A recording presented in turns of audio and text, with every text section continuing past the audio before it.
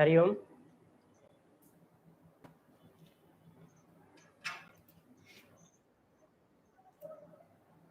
हो गया, आवाज आई? चलिए, नमो नमः। तो आज हमने अभी तक राशियों का सामान्य परिचय पढ़ा। राशियों के विषय में थोड़ा विषय बच गया है, उसको करते हुए हम क्रमशः आगे की तरफ अपने सिलेबस के अनुरूप चलेंगे। तो जैसा कि आप सभी जानते हैं, हमारे नक्षत्र टोटल हैं 27 नक्षत्र हैं, और यह जो 27 नक्षत्र हैं, प्रत्येक नक्षत्र में कितने चरण हैं? तो 4 चरण हैं। तो इन नक्षत्रों का राशियों में विभाजन किस प्रकार से हुआ है, किस राशि के में कितने नक्षत्र होते हैं, इससे कभी कभी प्रश्न बनता है। तो सामान्य सा हम परिचय पढ़ते हुए चलेंगे कि 27 नक्षत्र हैं। प्रत्येक नक्षत्र में यदि 4 चरण होते हैं, तो हमको प्रत्येक नक्षत्र को जब हम 4 से, टोटल 27 नक्षत्र को 4 से गुणा कर देंगे, तो हमारे पास जो टोटल चरण आएंगे वो कितने आएंगे? 108 चरण आएंगे। अब इन टोटल 108 चरणों को, जो नक्षत्र चरण हैं, उन नक्षत्र चरणों को यदि हम बांट दें 12 राशियों में, कितनी राशियों में? 12 राशियों में। तो हम जानते हैं 108 को यदि हम 12 से भाग करेंगे, यानी 12 राशियों में बांटेंगे, तो हमारा भागफल कितना आएगा? 9 आएगा। ठीक है। तो इससे क्या स्पष्ट होता है कि एक राशि में नक्षत्र के 9 चरण हमको प्राप्त हुए। और यह जो 9 चरण है, इनकी गणना हम कहां से करेंगे? तो अश्विनी से करेंगे। और राशि पहली कौन सी रहेगी? मेष राशि रहेगी। देखिए, आप यहां पर देख सकते हैं, यहां पर अब 9 चरण लिए, तो अश्विनी पहला नक्षत्र है। तो अश्विनी में कितने चरण हैं? 1 2 3 4। तो हमको एक राशि में कितने चरण लेने हैं? 9 चरण लेने हैं। तो हम आगे क्रमशः गणना करते चले जाएंगे। फिर 5 6 7 और 8 और 9। इससे क्या स्पष्ट हुआ? इससे यह स्पष्ट हुआ कि अश्विनी नक्षत्र के 4 चरण, भरणी नक्षत्र के 4 चरण और कृत्तिका नक्षत्र का 1 चरण। अच्छा, आपसे क्या प्रश्न पूछ सकता है, वह आपको ध्यान में रखना है। आपसे अधिकतम प्रश्न पूछ सकता है कि एक राशि में नक्षत्र के कितने चरण होते हैं। यूजीसी नेट में इससे अधिक आगे का प्रश्न आपसे नहीं पूछेगा। तो आपको बस इतना ध्यान रखना है कि 9 नक्षत्र चरणों की एक राशि, टोटल नक्षत्र में कितने चरण हैं? तो 108 नक्षत्र के चरण हैं। कैसे निकालेंगे? तो 27 को हम 4 से गुणा कर देंगे, तो 108 चरण हमारे आ जाएंगे। स्पष्ट हो गया? इसी प्रकार से देखिए, मेष राशि, फिर वृष राशि में भी 9 चरण, मिथुन राशि में भी 9 चरण, कर्क राशि में, सिंह राशि में, इसी तरह क्रमशः हम मीन राशि तक जाएंगे, तो 9 चरण नक्षत्रों के हो जाएंगे। नक्षत्र के स्वामी इत्यादि की चर्चा हम जब नक्षत्र वाला प्रकरण पढ़ेंगे, तब वहां पे इस सब की चर्चा की जाएगी।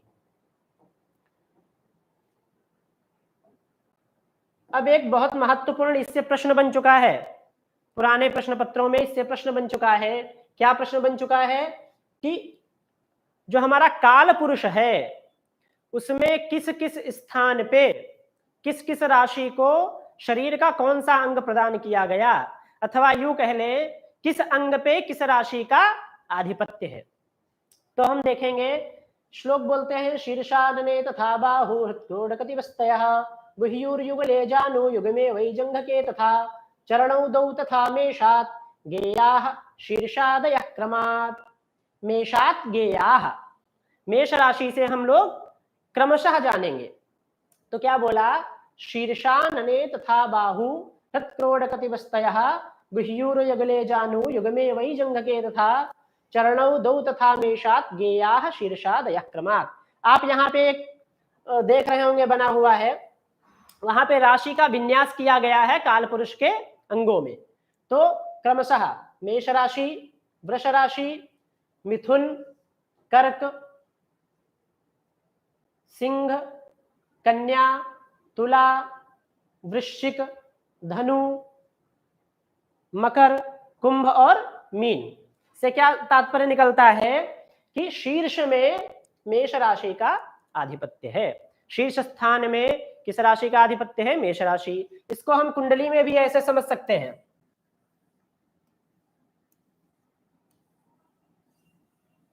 ऐसे क्या है? शीर्ष, मुख, बाहु, हृदय, उदर, कटी, बस्ती, गुह्य, उरु, जानु, जंघा और चरण। क्रम से मेष राशि से प्रारंभ करिए आप, तो सबसे पहले क्या है? शीर्ष। मेष राशि को कौन सा स्थान दिया? शीर्ष। फिर उसके बाद दूसरा मुख, आनन। तो आनन प्रदेश में हमारा यह सारा पूरा जो हिस्सा है पूरा आनन प्रदेश में आ जाता है। पुनः मिथुन राशि को बोला बाहु। मिथुन राशि का स्थान क्या दिया? बाहु। उसके बाद बोला क्रोड। हृत मतलब हृदय, ठीक है। तो हृदय प्रदेश जो है उस किसका है? कर्क राशि का है। पुनः उदर प्रदेश किसका है? सिंह राशि का है। और कटि प्रदेश किसका है? कन्या राशि का। और बस्तेंद्रिय जो हमारी होती हैं वह किसका स्थान है? तो वह तुला राशि का है। और हमारी जो गुह्येंद्रिय होती हैं उनका स्थान दिया वृश्चिक राशि को। पुनः उरु जो हमारे गुह्येंद्रिय इत्यादि के नीचे का भाग है वह किसका है? धनु राशि का है। पुनः जो हमारा घुटने वाला भाग है, ये वाला भाग है, वो किसका है? मकर राशि का है। और जो जंघा प्रदेश, इसको बोलते हैं जंघा प्रदेश संस्कृत शास्त्र में, इसको नहीं। तो जो जंघा प्रदेश है वह क्या है? कुंभ राशि। और मीन राशि हमारी चरण स्थानीय राशि है। मेष राशि के मीन राशि हमारी क्या है? चरण स्थानीय राशि है। चलिए एक बार इसका अभ्यास कर लेते हैं, फिर आगे चलेंगे।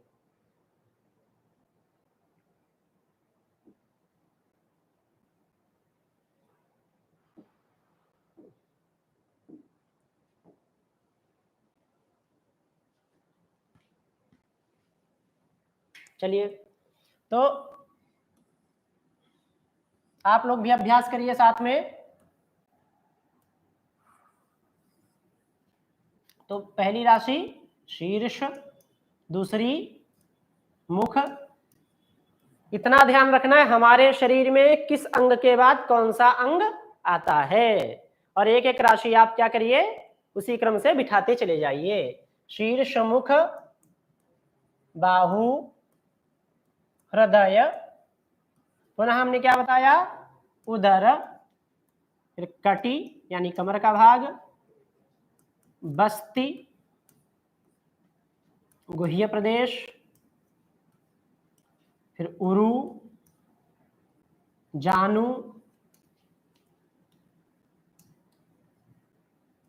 जंघा और चरण। यह क्रम से क्या हो गए? काल पुरुष का अंग विभाग हो गया। पिछले 3 या 4 वर्षों में इससे 2 बार प्रश्न बन चुके हैं, अतः निश्चित रूप से आपके लिए महत्वपूर्ण है। इसको नोट करके आप सभी लोग रखिए। पुनः हम आगे देखते हैं, राशियों की आकृति क्या है? बहुत महत्वपूर्ण प्रश्न है। कौन सी राशि की आकृति क्या है? इसको देखिए। तो आचार्य कहते हैं, वराह मिहिराचार्य जी, मत्स्यौ घटीन मिथुनम सगदम सबीड़म चापी नरोश्व जघनो मकरो मृगास्यः तौली सस्य दहना प्लवगा च कन्या शेषाः स्वनाम सदशाः खचराश्च सर्वे। खचराः के तो ग्रहाः, आकाशे भ्रमन्ति ते ग्रहाः। तो खचराः स्वनाम सदशाः, अपने नाम के सदस्य सभी हैं। तो जो राशियां हैं, खचराः राशियां। तो कहते हैं मत्स्यौ। मत्स्यौ से तात्पर्य क्या है? तो द्विवचन का प्रयोग किया तो इसका तात्पर्य क्या निकलता है कि 2 मत्स्य यानी मछलियां। यहां खचर से तात्पर्य लिया राशियों से। तो मत्स्य यानी 2 मछली। तो 2 मछली कैसी? कहते 2 मछलियां ऐसी जिनका अन्योन्यम मुख पुच्छ संयुतम, दोनों, एक का मुख दूसरे की पूंछ के पे और दूसरे का मुख दूसरे की पूंछ पे। तो ये क्या हुआ, मीन राशि का स्वरूप हुआ। फिर कहते हैं घटी। तो घटी, कुंभ राशि में आप देखेंगे तो एक व्यक्ति जो है घड़े को धारण किया हुआ है। तो घटम धारयति यह सह घटी, जो घट को धारण करे वह घटी। तो जो कुंभ राशि का स्वरूप है उसके लिए बोला कि घट को धारण किया हुआ कोई पुरुष, ऐसा स्वरूप उसका बताया। फिर बोला मिथुनम, कस्य मिथुनम, तो नृमिथुनम, पुरुष का, पुरुष युगल का जोड़ा। तो यहाँ पे एक पुरुष और स्त्री का जोड़ा है, नृमिथुनम। मिथुन राशि को आप देखते होंगे, दो लोगों का जोड़ा, ठीक है।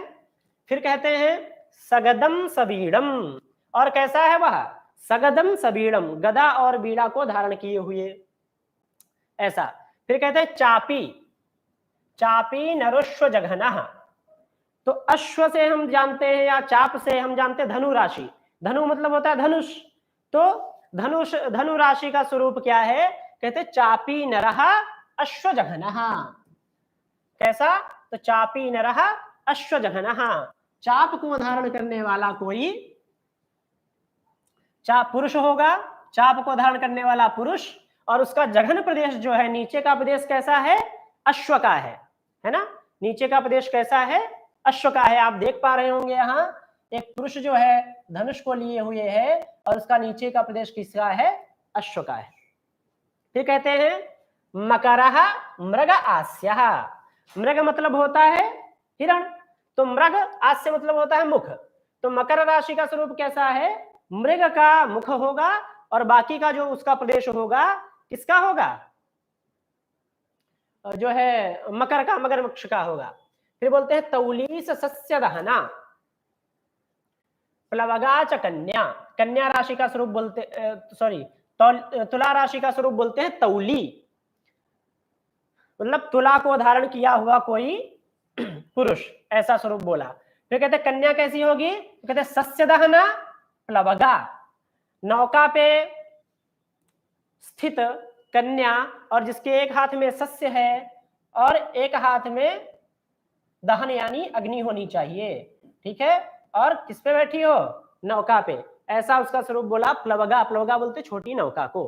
और बाकी के जो ग्रह बच गए उनका स्वरूप उनके नाम के सदस्य ही है, जैसे मेष, सिंह, वृष इत्यादि जो राशियां हैं उनका स्वरूप हम वैसे ही जानेंगे। प्रायः आपको एक श्लोक ध्यान में रखना है या स्वरूप ध्यान में रखना है, इससे प्रायः प्रश्न बनने की संभावना बहुत कम है।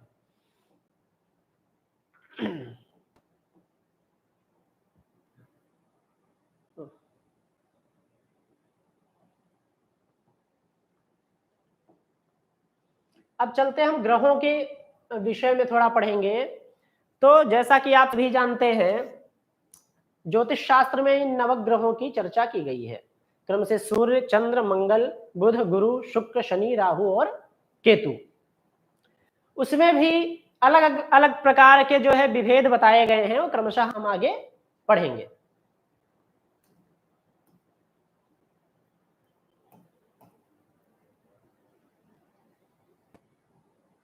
अब सबसे पहले हम देखते हैं ग्रहों का, जो कौन सा ग्रह की क्या संज्ञा दी गई, प्रत्येक क्षेत्र में क्या संज्ञा दी गई, आपके शरीर में जो सत्व इत्यादि है, मन इत्यादि है, उसमें उनकी क्या संज्ञा, क्या स्थान उनको दिया गया, और जो राजत्वादि अधिकार दिए गए उनमें उनको क्या स्थान या संज्ञा दी गई, यह सब हम देखते हैं। तो सबसे पहले प्रत्येक ग्रह का हम देख लेते हैं, एक एक ग्रह का। तो कहते हैं राजा रवि शशिधरश्च बुधः कुमारः सेनापति क्षितिसुतः सचिवौ सितेज्यौ भृत्यस्तथा तरणिजः सबला ग्रहाश्च कुर्वन्ति जन्म समये निजमेव रूपम। ये जो ग्रह हैं इनमें कौन सा ग्रह राजा का स्थान को धारण करता है, ग्रहों में कौन सा जो है स्त्री जो है धारण करता है, कौन सा सचिव है, कौन किस किस संज्ञा को धारण करता है, वह हम देखेंगे। तो बोला राजा रवि शशिधरश्च, तो राजा जो नृपस्थानीय जो दो ग्रह हैं, बोला सूर्य है और कौन है, शशिधरः शशधरश्च। यानी चंद्रमा। तो ये राजा संज्ञक हो गए। फिर बोला कुमार संज्ञक कौन है, तो राजकुमार संज्ञक है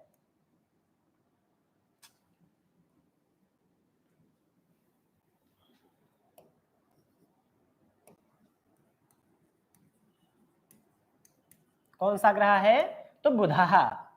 बुध की संज्ञा क्या दी, राजकुमार। फिर कहते हैं सेनापति ही, हाँ, सेनापति ही क्षितिसुतः। तो सेनापति कौन है, क्षितिसुतः। तो क्षिति, अच्छा अच्छा ठीक है, और दूसरा कोई कलर ले लेते हैं।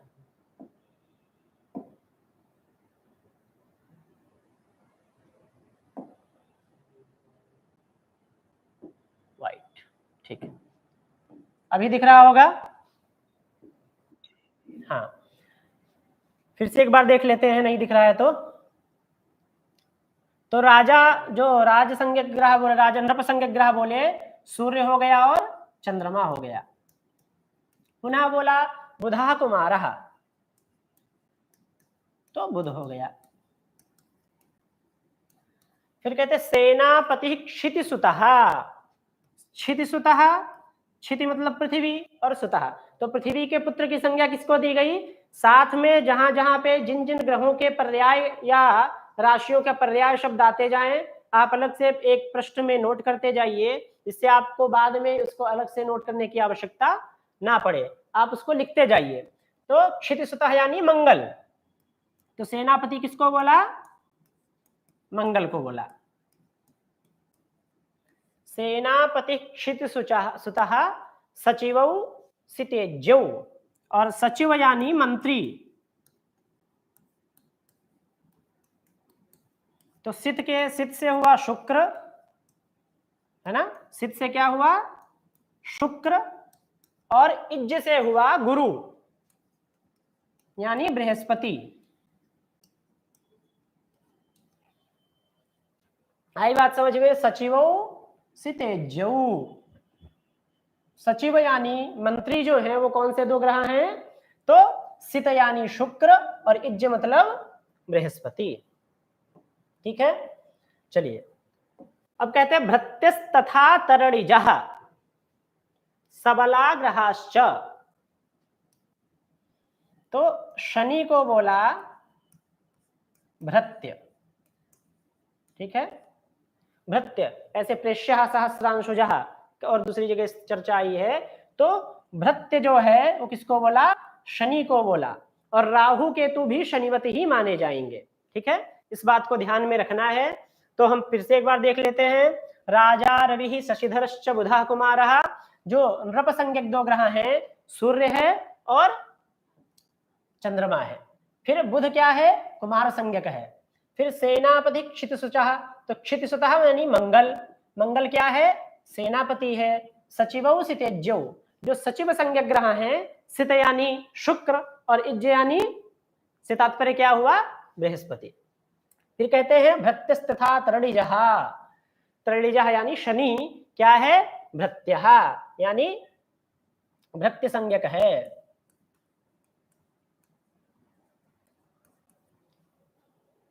चलिए अब क्रमशः आगे चलते हैं इसी में।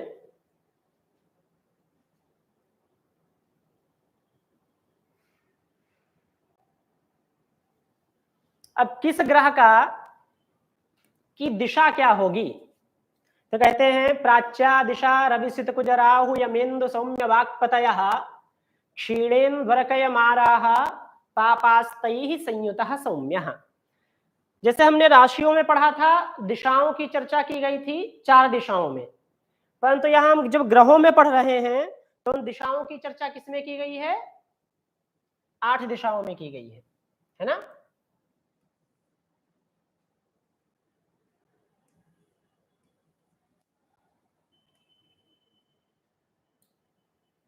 चलिए देख लेते हैं एक एक को। तो कहते हैं प्राच्या दिशा, तो हमारा पूर्व ये मान लीजिए, पूर्व ये हो गया, तो ये कौन सा कोण हुआ, आग्नेय कोण हुआ, फिर ये क्या हुआ, दक्षिण हुआ, फिर ये क्या हुआ, नैऋत्य कोण हुआ, पुनः ये पश्चिम दिशा हुई हमारी, पुनः ये वायव्य, और उसके बाद उत्तर दिशा है, और यह ईशान कोण हमारा हुआ। इनमें हमको ग्रहों का विन्यास करना है क्रम से। कौन से ग्रहों का, तो ऊपर श्लोक में बताया रवि, सित, कुज, राहु, यम, इंदु, सौम्य और वाक्पतयः। ठीक है, तो हम एक एक क्रम से एक एक का विन्यास करते हुए चलते हैं। तो पूर्व दिशा में किसका विन्यास करना है, सूर्य का। क्या बोला, रवि। फिर उसके बाद बोला सित, सित यानी अभी बताया था शुक्र। फिर क्या बोला, कुज, तो कुज बोलते हैं मंगल को, साथ में आप लिख लीजिए कुज, कुज बोलते हैं मंगल को, और सित बोलते हैं शुक्र को। फिर उसके बाद नैऋत्य कोण में तो कहते हैं कुज के बाद है राहु, तो नैऋत्य में आएगा राहु। पुनः यम, यम बोलते हैं शनि को, पश्चिम दिशा में किसका स्थान है, शनि का, उसको कौन सी दिशा प्रदान की गई, पश्चिम दिशा, तो यम, साथ में यम भी लिख लीजिए।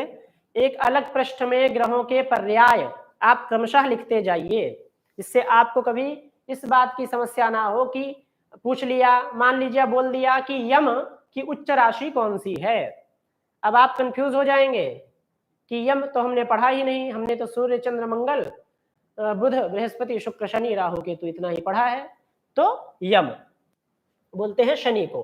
फिर बोला यम इंदु यानी चंद्रमा, तो वायव्य कोण में किसका स्थान बताया, चंद्रमा का। फिर कहते हैं सौम्य, सौम्य बोलते हैं बुध को, और सौम्य बोलते हैं बुध को,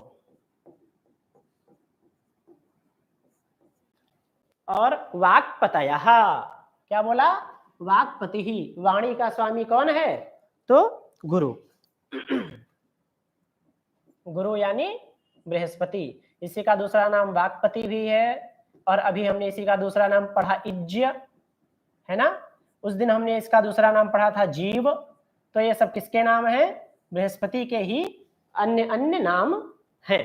फिर से एक बार देख लीजिए, प्राच्या दिशा रवि यानी सूर्य, फिर सित शुक्र, रवि सित कुज राहु यम इंदु सौम्य वाक्पतयः, एक क्रम से जो है इन ग्रहों की दिशाएं हो गई। चलिए आगे चलते हैं।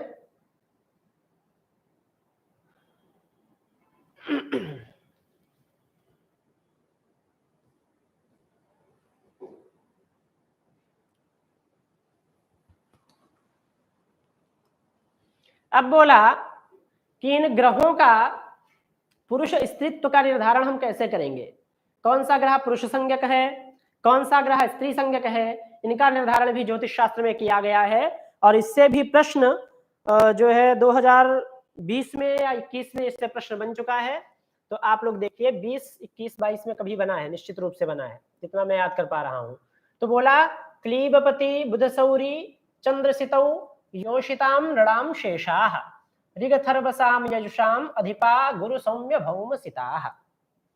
एक ही श्लोक में किस वेद का कौन सा ग्रह प्रतिनिधित्व करता है, और कौन कौन सा ग्रह पुरुष है, कौन सा स्त्री है, कौन सा नपुंसक संज्ञक है, इसी के आधार पे जो है व्यक्ति का भी निर्धारण कुंडली के आधार पे किया जाता है। तो बोला क्लीबपति बुध सौरी, क्लीब मतलब होता है नपुंसक, क्या होता है, नपुंसक। तो जो नपुंसक ग्रह किसको बोला, बुध, और सौरी सूर्य का पुत्र सौरी, सूर्य का पुत्र कौन हुआ, हाँ सूर्य सूर्य सूर्यस्य अपत्यः पुमान् इति सौरी, तो सौरी से लिया क्या, शनि। तो ये जो दो ग्रह हो गए, इसको ब्रैकेट में आप लिख लीजिए कोष्टक में, क्या सौरी बोलते हैं किसको, शनि को बोलते हैं। तो क्लीबपति बुध सौरी, बुध और शनि क्या हो गए, क्लीब संज्ञक हो गए, यानी नपुंसक संज्ञक ग्रह हो गए। फिर स्त्री संज्ञक ग्रह कौन से हैं, योषिताम, योषिताम, योषित बोलते हैं स्त्री को, क्या बोलते हैं, योषिताम। चंद्रसितौ योषिताम, चंद्रमा, और सित मतलब अभी हमने बताया था सित का, सित किसके लिए आया है, हाँ, शुक्र। और बाकी जो है शेषा नृणाम, और जो पुरुष संज्ञक ग्रह हैं, अन्य सभी जो ग्रह हैं वो क्या हैं, पुरुष संज्ञक हैं।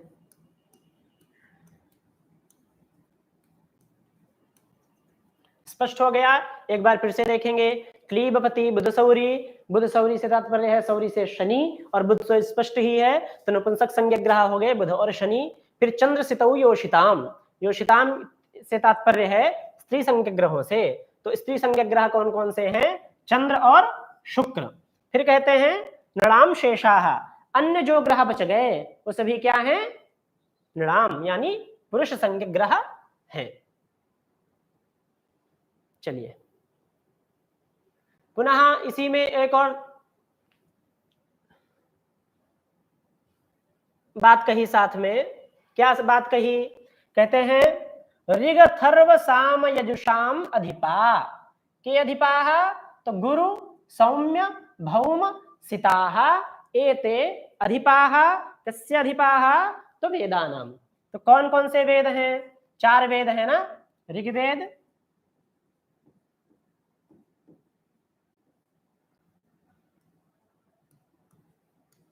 यजुर्वेद,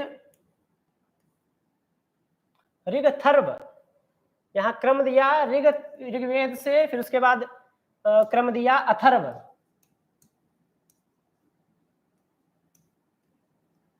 फिर साम, और यजुष से लिया यजुर्वेद। क्या बोला, ऋग अथर्व साम यजु, इनके जो अधिपति हैं क्रमशः कौन कौन से हैं, तो ऋग्वेद के अधिपति हैं गुरु। फिर क्या बोला, अथर्ववेद का अधिपति कौन है, सौम्य, सौम्य से कौन किसको लेंगे हम,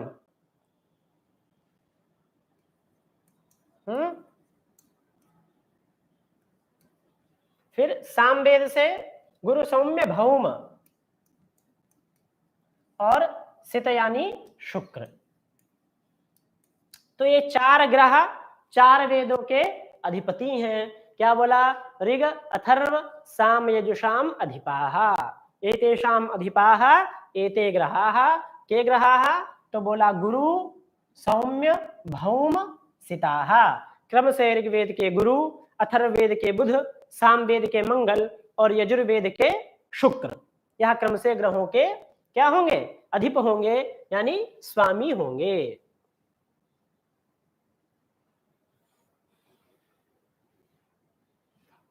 पुनः हमने राशियों का वर्ण पढ़ा था, ब्राह्मण क्षत्रिय वैश्य शूद्र क्रम से, उसी प्रकार से ग्रहों का भी वर्ण है, ब्राह्मण क्षत्रिय वैश्य शूद्र, जो है प्रश्न शास्त्र में इसका बहुत महत्वपूर्ण योगदान है। किस तरह के व्यक्ति ने आपका चोरी किया, ब्राह्मण वर्ण का है, क्षत्रिय वर्ण का है, इन सभी की चर्चा वहां पे की जाती है।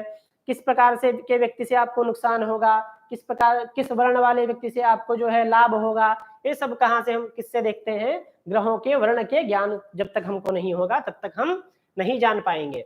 तो कहते हैं जीव सुतौ विप्राणाम छत्राणाम रविकुजौ विषाम चंद्रः शूद्राधिपः शशिसुतः शनैश्चरः शंकर भवानाम। तो क्रम से यहाँ पे जो वर्ण दिए, कहते हैं विप्र यानी ब्राह्मण, है ना। तो ब्राह्मण क्या बोला, कौन कौन से ग्रह ब्राह्मण वर्ण संज्ञक हैं, तो कहते हैं जीव और सितौ। जीव मतलब बताया था ना आपको, गुरु, और सित यानी शुक्र। तो गुरु और शुक्र जो है यह क्या हुए, विप्र संज्ञक हुए, ब्राह्मण वर्ण के ग्रह हुए। फिर कहते क्षत्राणाम, क्षत्रिय वर्ण के कौन कौन से ग्रह हैं, तो रवि कुजौ, रवि से सूर्य लेंगे और कुज से हम क्या लेंगे, अभी थोड़ी देर पहले आपको बताया मंगल, है ना, मंगल। फिर वैश्य संज्ञक ग्रह कौन सा है, तो वैश्य संज्ञक ग्रह बोला चंद्रमा को, विषाम चंद्र, है ना, क्या बोला, विषाम चंद्र। तो वैश्य संज्ञक ग्रह हुआ चंद्र। फिर कहते हैं शूद्राधिपः शशिश्रुतः, तो शूद्र संज्ञक ग्रह कौन सा है, शशिश्रुतः। तो शशि मतलब चंद्रमा, और उसका पुत्र किसको बोला, तो बोला बुध। शशिश्रुतः कौन है, तो बुध। बुध के साथ आप एक पर्याय शब्द उसके साथ लिख लीजिए, इसको दूसरा नाम क्या बोलते हैं, शशि सुतः। और चंद्रमा के पुत्र संबंधित जितने भी पर्याय होंगे सब बुध के हो सकते हैं, इसमें कोई भी समस्या नहीं होनी चाहिए। फिर कहते हैं शनैश्चरः शंकर भवानाम, शंकर वर्ण, है ना, मिश्रित वर्ण वाला, हाँ, ब्राह्मण क्षत्रिय का मिश्रण है, क्षत्रिय वैश्य का मिश्रण है, तो शंकर वर्ण क्या है, शनि को बोला, और चांडाल जाति इत्यादि बोली राहु केतु की।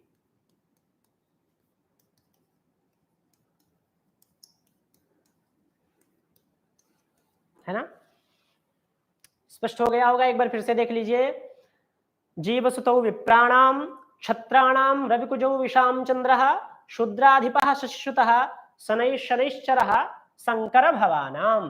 तो विप्र संज्ञक जो ब्राह्मण संज्ञक ग्रह है गुरु है और शुक्र है। पुनः क्षत्रिय संज्ञक सूर्य हो गया मंगल, फिर वैश्य संज्ञक हो गया चंद्रमा, फिर सुना शूद्र संज्ञक हो गया बुध, और शंकर वर्ण का हो गया शनि, और चांडाल जो अंत्यज इत्यादि हैं वो सब हो गए राहु केतु का संज्ञा दे दी। अब आगे चलते हैं।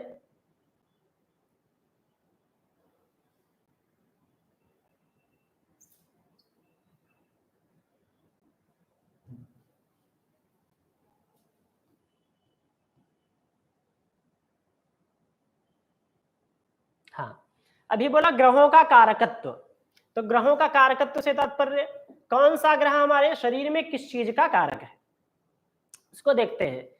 किस ग्रह से जो है हमारे शरीर में किस किस चीज का जो है वह अधिप करता है, मतलब उन चीजों को वह प्रभावित करता है, कौन कौन सा ग्रह, तो कहते कालात्मा दिनकरण मनस्तुहिनगा सत्तम कुजोग्यो वचो जीवो ज्ञान सुखो सितश्च मदनो दिक्खम दिनेशात्मजः। कहते जो सूर्य है वो आत्मा कारक है। एक और श्लोक बोला आत्मा रवि शशिधरश्च बुधः कुमारः सेनापति क्षितिसुतः सचिवौ सितिज्यौ, है ना, 32 तथा पीछे बोला था। तो आत्मा आदि विभाग इसी तरह कहा। आत्मा, आत्मा संज्ञक ग्रह कौन सा है, सूर्य है। फिर कहते हैं मन का कारक ग्रह कौन सा है, चंद्रमा। और बल का कारक कौन सा है, क्योंकि सेनापति है, मंगल क्या है, सेनापति है, तो बल का कारक कौन सा ग्रह हुआ, मंगल। और वाणी का कारक कौन हुआ, ज्ञो वचः, है ना, ज्ञो वचः। ज्ञा बोलते हैं किसको, बुध को, नोट कर लीजिए।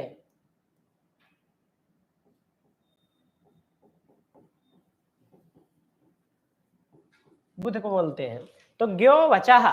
फिर कहते हैं जीवः, यानी जो गुरु है किसका कारक है, ज्ञान सुख, ज्ञान का भी कारक है और सुख का भी कारक है। हमारे लिए जो जन्म कुंडली इत्यादि में हमारे लिए जो ग्रहों का प्रभाव है हमारे ऊपर किन किन अधिकार क्षेत्र में होता है वह हम देख रहे हैं। तो गुरु, ज्ञान और सुख। फिर कहते हैं सितश्च मदनः, मदन जो है मदन का कारक है, वीर्य का कारक है, सुख समृद्ध, सुख इत्यादि का कारक, भोगों का कारक है कौन, शुक्र, है ना। फिर कहते हैं दुखम दिनेशात्मजः, दुखम दिनेशात्मजः, जो दिनेशात्मज है यानी दिनेशस्य आत्मजः, तो दिनेशः कहा तो जो दिन का स्वामी है कौन है, तो सूर्य है, उसका आत्मज यानी उसका पुत्र कौन है, तो दिनेशात्मज बोला किसको, शनि को बोला, है ना। यानी शनि किसका कारक है, दुख का कारक, उसको स्वाभाविक रूप से उसकी जो प्रकृति बताई दुखात्मक प्रकृति बताई। अब देखिए last time previous year question पूछा गया है, क्या पूछा गया है, तुहिनगुहु, तुहिनगुहु किसका नाम है ना, इसीलिए आपको बोल रहे हैं कि नोट करते जाइए। तो तुहिनगुहु बोला चंद्रमा, है ना। तो प्रीवियस ईयर क्वेश्चन में ये पूछ चुका है, तुहिनगुहु यानी चंद्रमा जो है इसका कारक है, तो बोला मन का कारक है। स्पष्ट हो गया, चलिए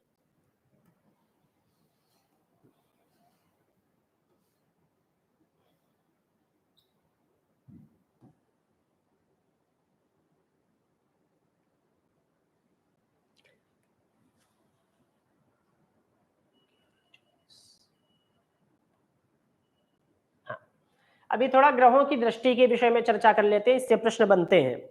शनि की दृष्टि एक बार पूछ चुका है, ऐसे ही मंगल की दृष्टि एक बार प्रश्न पत्र में पूछ चुका है। तो हम देखते हैं किस ग्रह की कौन सी दृष्टि, कैसी दृष्टि होती है। तो क्या बोला, दशम तृतीये नव पंचमे चतुर्थाष्टमे कलत्रम च पश्यन्ति पाद वृद्ध्या फलानि चैवं प्रचक्षते। क्या बोला, दशम और क्या बोला, तृतीय, है ना।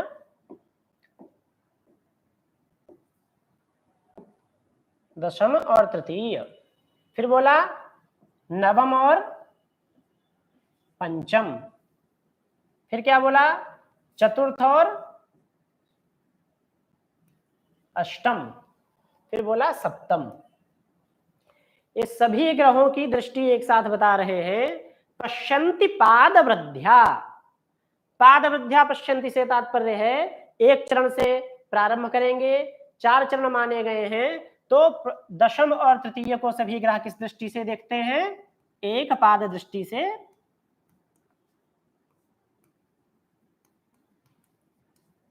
देखते हैं।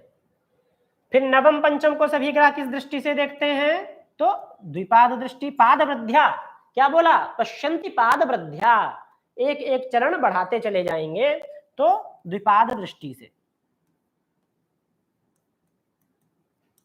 पुनः क्या बोला, चतुर्थ और अष्टम, तो चतुर्थ और अष्टम को सभी ग्रह त्रिपाद दृष्टि से देखते हैं।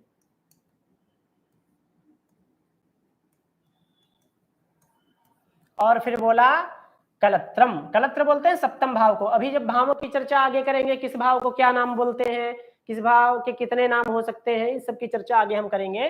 तो कलत्र बोलते हैं सप्तम भाव को।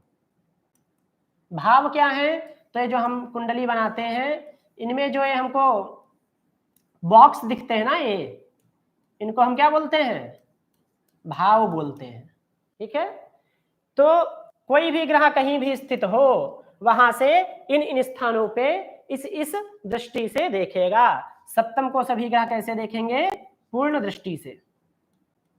सभी ग्रह सप्तम को पूर्ण दृष्टि से देखेंगे। कैसे इसकी गणना करेंगे आगे भी इसको समझेंगे। फिर से देखिए, दशम तृतीय को एक पाद दृष्टि, फिर क्या बोला, नवम पंचम को द्विपाद दृष्टि, चतुर्थ अष्टम को त्रिपाद दृष्टि, और सप्तम को पूर्ण दृष्टि से सभी ग्रह देखेंगे। पुनः एक बात कहते हैं, देखिए सभी ग्रह सप्तम को तो देखते ही हैं पूर्ण दृष्टि से, उसके अलावा भी कुछ विशेष बात कही। क्या विशेष बात कही, कहते पूर्णम पश्यति रविजः तृतीय दशमे त्रिकोणमपि जीवः और चतुरस्रम भूमिसुतः सितार्क बुध हिमकराः करत्रम च। तो पूर्ण दृष्टि, विशेष दृष्टि लिख लीजिए, इस विशेष दृष्टि से विशेष प्रश्न बनते हैं। सामान्य दृष्टि तो सबको पता होती है, सप्तम को सभी देखते हैं, पर विशेष दृष्टि सभी को नहीं पता होती है, और इन्हीं से प्रश्न बनने की अधिकतम संभावना भी होती है। तो कहते हैं पूर्णम पश्यति रविजः तृतीय दशमे। तो रविजः से तात्पर्य क्या लेंगे आप बताइए, क्या लेंगे? शनि। रविजः यानी शनि। क्यों रविजः शनि? तो सूर्य का पुत्र। ऐसे ही बोला कि दिनेशाधिपः तस्य पुत्रः, ऐसे भी चर्चा पहले आई थी। तो रविजः बोलते हैं शनि को। शनि सप्तम दृष्टि को तो पूर्ण दृष्टि से देखता ही है, उसके साथ किसको देखता है? दशम तृतीय, दशम और तृतीय भाव को भी पूर्ण दृष्टि से देखता है। फिर बोला नव दशम तृतीय, फिर बोला नव पंचमे, सॉरी संविधान, पूर्णम पश्यति रविजः तृतीय दशमे, तृतीय दशम को जो है पूर्ण दृष्टि से देखता है। फिर जीवः त्रिकोणमपि, जीव किसको बोलते हैं? तो गुरु को बोलते हैं। गुरु जो है सप्तम को पूर्ण दृष्टि से देखता है, और त्रिकोण बोलते हैं पंचम को और नवम को। नोट कर लीजिए, त्रिकोण, पंचम और नवम को त्रिकोण बोला। त्रिकोणमपि जीवः, जो गुरु है, जीव है, गुरु का दूसरा नाम क्या दिया? जीव, है ना, वह पंचम और नवम को पूर्ण दृष्टि से देखता है। फिर कहते चतुरस्रम भूमि सुतः। भूमि सुतः हमने अभी बताया था, भूमि यानी पृथ्वी, सुत मतलब उसका पुत्र, तो भूमि सुत बोलते हैं मंगल को। क्षिति सुतः बोल दे, भूमि सुतः बोल दे, कुसुतः बोल दे, तो सब हम क्या जानेंगे?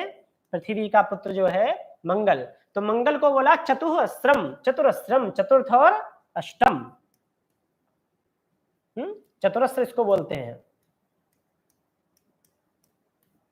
चतुर्थ और अष्टम भाव को पूर्ण दृष्टि से देखता है।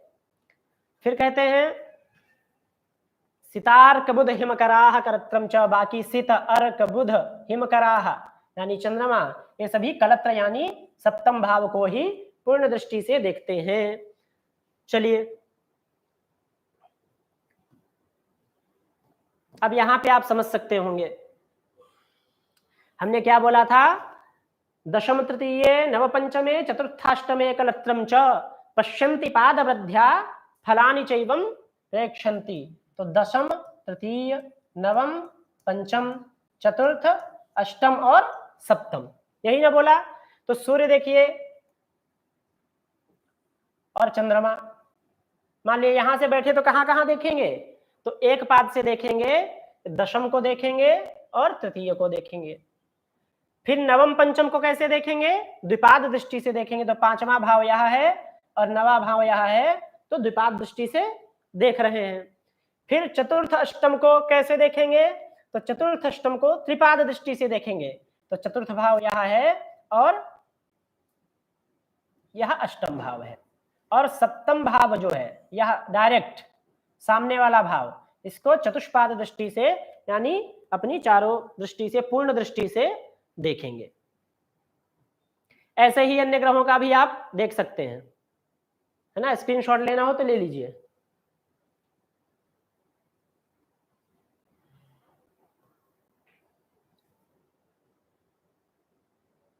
शनि का विवेश है, राहु में कुछ विशेष है, तो राहु की दृष्टि वहां श्लोक में नहीं बताई, इसलिए यहां पे थोड़ा विशेष देख लीजिए। हमने क्या पढ़ा था अभी तक?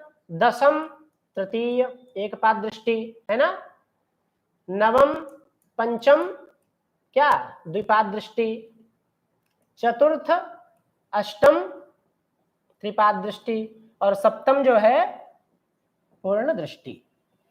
अब यहां देखिए थोड़ा आपको चेंज लगेगा। क्या चेंज लगेगा? राहु में बोला चतुर्थ और एकादश, क्या है? चतुर्थ और एकादश क्या है? एक पाद दृष्टि है, तो आप अलग से नोट कर लीजिए। चतुर्थ और एकादश क्या दृष्टि है? एक पाद दृष्टि। पुनः द्विपाद दृष्टि कहां कहां पे है? तो पंचम और नवम पे,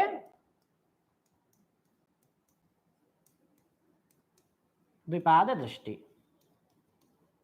क्या कहां पे? तो पंचम पे और नवम पे द्विपाद दृष्टि। फिर पुनः त्रिपाद दृष्टि कहां है? तो हमने वहां पढ़ा था चतुर्थ और अष्टम में, परंतु यहां षष्ठ और दशम क्या है?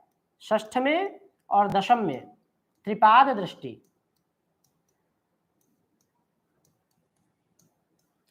और पूर्ण दृष्टि सभी की सेम है, उसमें कोई कंफ्यूजन नहीं होना चाहिए। सप्तम इसकी भी पूर्ण दृष्टि है, ठीक है। और राहु केतु का सेम रहेगा।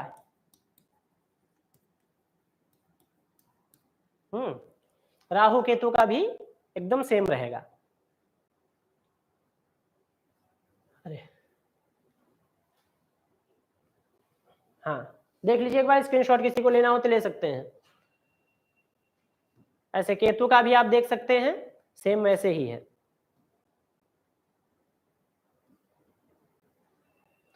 आज कक्षा में इतना ही रखते हैं, कल थोड़ा ग्रहों का जो उच्च नीच इत्यादि चर्चा है उसको करके आगे भाव की तरफ हम लोग बढ़ेंगे।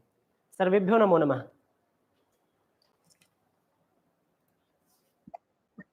हाँ प्रसन्न।